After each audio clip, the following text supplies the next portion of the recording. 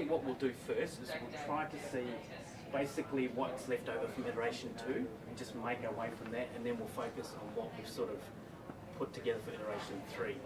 Alright, so for iteration 2 towards the end, so we've just got these 3 cards that need to be UAT. Yeah, I'm doing the last 2 today.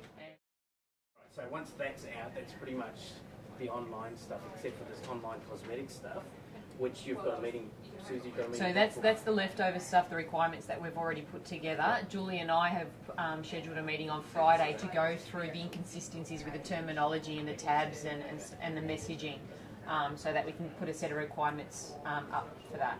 Okay, so basically once that's done, that Yeah. sort of clears up most of the online stuff. Yeah. So it's basically sitting there, and then we need to decide when we're going to migrate it. But I think, as you said, Clive, this one card, the suppression card, needs to be done before we put that in. So that's kind of the overarching structure for all of the SQLs. Okay.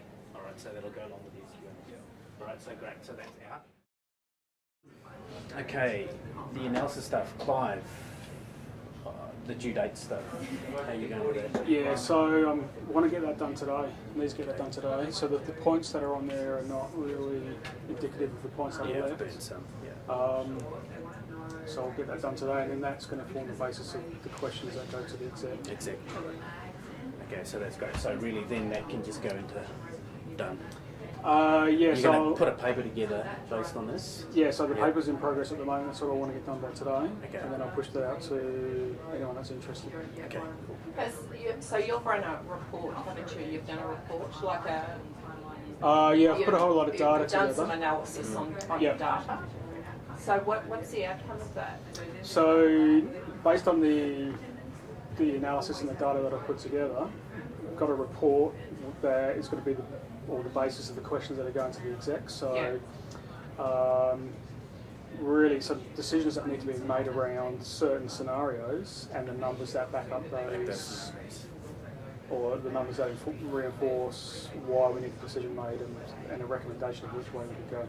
So I thought we were going to do a cross-analysis of some of those scenarios that we didn't necessarily understand in regard to the student cohort work that we actually did.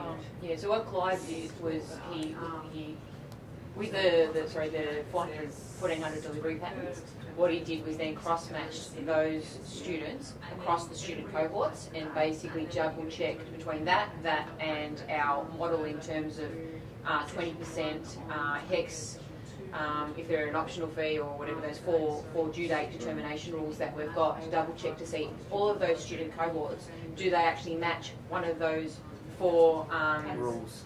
Yeah, 4 rules. So that was the student cohort work that we did. Yeah. Yes. Yeah. Oh, And what he identified is that that there were no exceptions. So basically, every single one of those students, either we didn't configure fees for, so we don't have an issue, or they easily fit into one of the 4 rules.